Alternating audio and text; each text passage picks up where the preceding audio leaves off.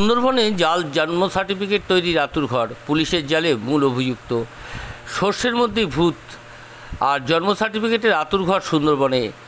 একটি দুটি নয়, 10টি নয়, প্রায় 3500 জন্ম সার্টিফিকেট জাল হয়েছে একটিমাত্র পঞ্চায়েত থেকেই। অভিযোগ পেয়েই মূল অভিযুক্তকে গ্রেপ্তার করল পুলিশ।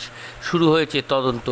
সূত্রের মারফত খবর, সুন্দরবনে গোসাবা ব্লকের পাটানখালী পঞ্চায়েতের চুক্তিভিত্তিকভাবে কাজ করতেন গৌতম সর্দার নামে এক যুবক। টাকার বিনিময়ে দিনের পর দিন পঞ্চায়েত থেকে জাল জন্ম সার্টিফিকেট কারবারের ফেদে বসেছিল। দিব্যি চলছিল এই জাল ব্যবসা। ঘটনা ধীরে ধীরে নজরে আসে। গত 23শে এপ্রিল পাঠানখালী পঞ্চায়েতের তরফে গোসাবা থানায় একটি অভিযোগ দায়ের করা হয়। অভিযোগ ভিত্তিতে তদন্ত নামে পঞ্চায়েতের চুক্তিভিত্তিক কর্মী বটতলির বাসিন্দা গৌতম দেকে এবং গ্রেপ্তার করে পুলিশ। অন্যদিকে এমন পঠন গ্রামের প্রধান কিছুই জানতেন না বলে দাবি করেছেন। পঞ্চায়েতের প্রধান সচিব ভূঁইয়া জানিয়েছে, উত্তর 24 পরগনা অশোকনগর থানা থেকে একটি চিঠি পাওয়ার পর তিনি জানতে পারেন যে তার দপ্তরে বসে জাল জন্ম সার্টিফিকেট ইস্যু করছে পঞ্চায়েতের চুক্তিভিত্তিক অস্থায়ী কর্মী গৌতম সর্দার।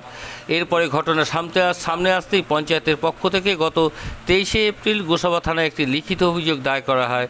আর সেই অভিযোগ ভিত্তিতেই গৌতমকে গ্রেপ্তার করে পুলিশ। তিনি এখনও পর্যন্ত প্রায় 3500 জাল সার্টিফিকেট তৈরি করেছে।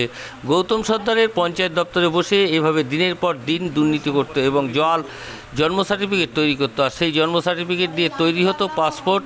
এই ঘটনায় কিছুই জানতেন না তার পরিবার, এমনটি জানালেন গৌতম সর্দারের দাদা গোবিন্দ সর্দার। সূত্র মারফত খবর, জাল সার্টিফিকেটের বা পাসপোর্ট জালিয়াতির ঘটনায় গার্ডেন রিচ, ইকবালপুর, ভবানীপুর থানা এলাকা থেকে বেশ কয়েকজনকে গ্রেপ্তার করে।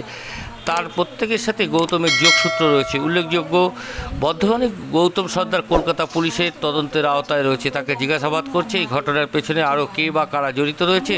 শুধু গৌতম সর্দার নাকি এর পেছনে অন্য কোনো মাথা রয়েছে, গোটা ঘটনার তদন্ত করছে তদন্তকারী অফিসাররা। 24 ঘন্টা ইন্ডিয়া টিভির প্রতিনিধির বিশেষ প্রতিবেদন। হাই অথরিটি ভিডিওকে জানাই এবং তারপর সেখানেও সবাইকে ডাকে, স্টাফ সহ। তারপরে আমি ওই ব্যাপার জানতে পেরে আমি ওই থানায় এফআইআর করি। কতদিন ধরে পরিচয়পত্র তৈরি করছিল ওটা আমি জানতে পারিনি, কতদিন ধরে করছে ওটা জানতে পারিনি। কিন্তু পরবর্তীকালে যখন ওই সার্টিফিকেট ওইটা যখন আসে, তখন আমার ওর যে কম্পিউটারে কাজ করতো সেখান থেকে আমার স্টাফদেরকে জানার পর দেখা গেছে বেশি অংশ সার্টিফিকেট 1 বছরের মধ্যেই ও ইস্যু করেছে। তার আগেও আমার অনলাইনটা শুরু হয়েছে 22 সালের লাস্টের থেকে। তারপর থেকেও কিছু কিছু সার্টিফিকেট ওইভাবে করেছে, কিন্তু 24 সালে প্রচুর পরিমাণে সার্টিফিকেটটা করেছে। কত টাকা বিনিময়ে সেটা আমি বলতে পারবো না। কতগুলো কোন সার্টিফিকেট জাল করেছেন যদি আপনার আপাতত এখন দেখা যাচ্ছে হচ্ছে প্রায় 3500-এর মতো হচ্ছে জানতে পারছি। তারপরে কি আছে না আছে বলতে মানে একজন অস্থায়ী কর্মী হিসাবে মানে এতটা ক্ষমতা বা এতটা পাওয়ার পেলো কিভাবে, যে বা এর পিছনে কারা আছে বলে মনে হয়? না, পেলো এতটা পাওয়া বলতে ও আমার জিপিতে আইওআই ফ্যাসিলিটেটর হিসাবে কাজ করতো, বিডিওর থেকে নিয়োগ করেছিল আমার জিপিতে। এবারে সেই সঙ্গে আমার সেক্রেটারি সহযোগিতা করতো, আমার স্টাফও কম ছিল। তখন সবাই আমরা বোর্ড মিটিং বসে সিদ্ধান্ত নিয়ে ওকে হচ্ছে ওই কাজে নিযুক্ত করা হয় এবং ও কাজটা বুঝতো ভালো, যার জন্য ওইভাবে করা হয়েছিল। গৌতম সর্দার কি একা মনে হয় আপনার, নাকি এর পিছনে আরও কেউ আছে? এখন আমি সেটা বলতে পারবো না কে আছে না আছে। আমি কাউকে পর্যন্ত কারোর উপরে কোনো কিছু কারণে স্টাফদেরকে আমি প্রত্যেককেই জিজ্ঞাসাবাদ করেছি, কিন্তু তারাও যুক্ত নয় এই কথা বলে আমি বলতে পারবো না। তবে বাইরে কারা আছে না আছে সেটা তদন্ত সাপেক্ষ, তদন্ত চলছে। থানায় যেহেতু এফআইআর হয়েছে, তদন্ত চলছে এবং সেখানে আসামিও অ্যারেস্ট হয়েছে। যদি আপনার নাম আর আপনি কোন গ্রাম পঞ্চায়েত? আমার নাম সুচিত্রা ভূঁইয়া, পাটালখালী গ্রাম পঞ্চায়েত প্রধান। এই সম্বন্ধে আমি কিছু জানতাম না, আমরা পরে শুনলাম এগুলো হয়েছে। আপনার ভাই কি একা সম্ভব মনে হয় আপনার? সেটা বলতে পারবো না। ওর কর্মস্থল আলাদা, আমার কর্মস্থল আলাদা, 2 ভাই আমরা এমনি আলাদা, পৃথক সংসার আমাদের। ও কি করতো না করতো অত খবর আমরা বলতে পারবো না। আপনার ভাই পাটালখালী পঞ্চায়েত থেকে জাল সার্টিফিকেট করেছে, পাসপোর্ট করতো, মানে একটা দেশ বিরোধী কাজ করতো, কখনো আপনারা জানতে পেরেছিলেন? না, এরকম কোনো আমাদের কাছে ছিল না বা আমরা জানতে কখনোই পারি। বা আপনার ভাই কি মানে এর কি মানে কোনো কেউ পেছনে মদত দিত বা এরকম কাজ সাহসে করতো, এর সঙ্গে কারা কারা আছে? না, এই সম্বন্ধে কোনো কিছু তেমন কিছু জানা নেই আমার। আপনার জানা না। আমার ভাইয়ের নাম গৌতম সর্দার, আপনার নাম? গোবিন্দ সর্দার। এটা নিয়ে তো আমরা স্বাভাবিকভাবে আমরা প্রচণ্ড উদ্বিগ্ন। ঠিক সে কারণেই আমরা যখন জানতে পারলাম এবং এখানকার গ্রাম পঞ্চায়েতের প্রধান যখন জানতে পারলো, তখন প্রধান সাহেব সরাসরি বিডিও সাহেবের কাছে গিয়ে তিনি জানানোর পরে, লিখিত জানানোর পর এফআইআর করেছে। ঠিক প্রধান সাহেবের এফআইআরের কারণেই গৌতম সর্দার এবং আরও 7 জন যে তার অ্যাসোসিয়েট রয়েছে যারা মূল অ্যাকিউজড, তাদেরকে অলরেডি পুলিশ অ্যারেস্ট করেছে এবং কখনো পিসি কখনো জেসি নিয়েছে। নেওয়ার পরে তাদের সঙ্গে তাদের পুলিশের যে কাজ সেটা করার পরে অলরেডি কিছু তথ্য যেটা পাওয়া গেছে, আপনারা যেটা বলছেন এটা নিয়ে সত্যি আমরা খুব উদ্বিগ্ন।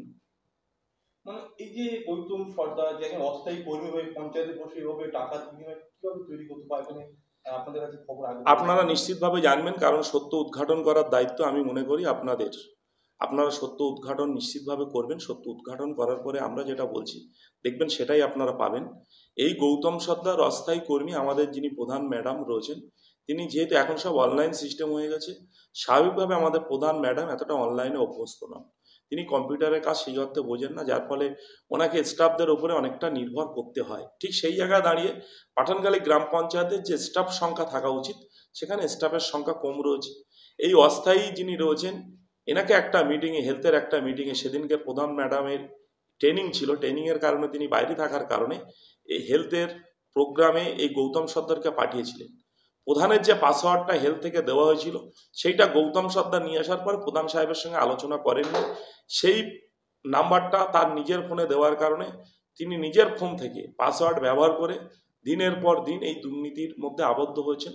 যার ফলে প্রধান সাহেব এটা জানার পরে তিনি তার নিজের উদ্যোগে তিনি স্বেচ্ছায় গিয়ে সত্য উদ্ঘাটনের স্বার্থে, এখানকার মানে পঞ্চায়েতকে বাঁচানোর স্বার্থে তিনি নিজে বিডিও সাহেব এবং এসডিও সাহেব, ডিএম সাহেবের দ্বারস্থে এফআইআর করেছেন।